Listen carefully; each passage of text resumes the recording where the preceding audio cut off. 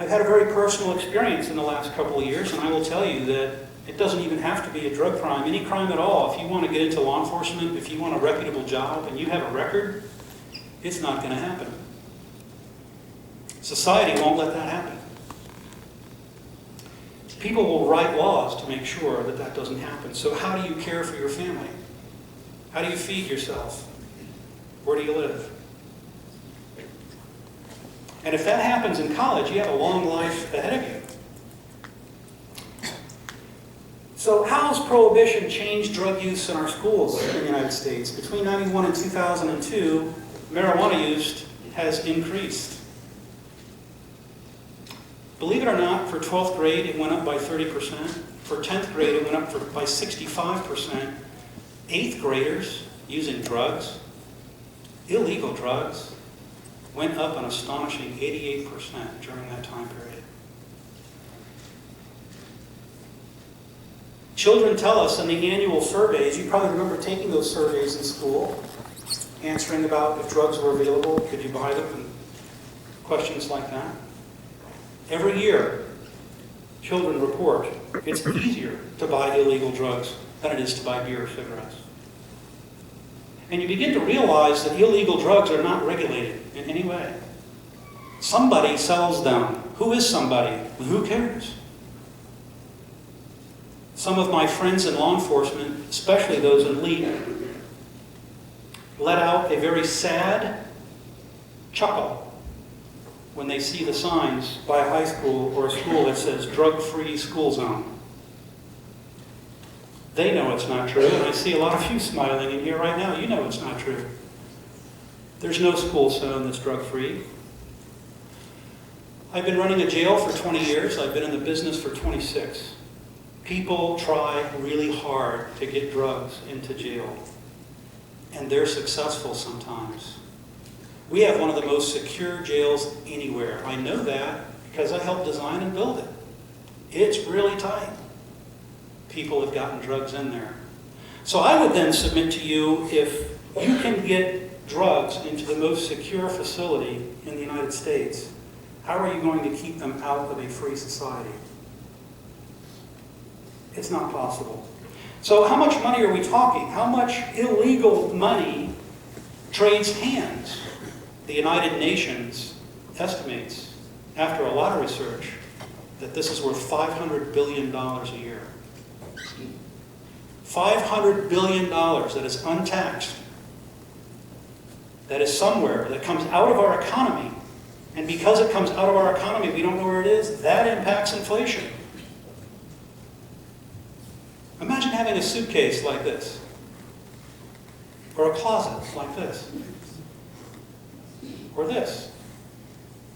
How about a bedroom with a mattress that looks like that? And you ask yourself, really? Well, the problem here is this guy had so much money, he had to convert these bills into $100 bills.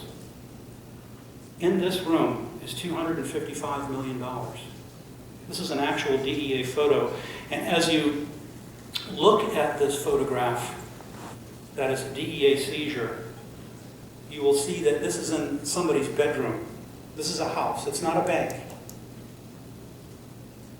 I can assure you that there's probably not any bank in New Hampshire that has $255 million in cash in it. Think of the security systems that they have. So this guy, who is an opportunist, he's not necessarily a criminal. He's not necessarily wanting to kill people, and he certainly doesn't want to be killed, but he's an opportunist.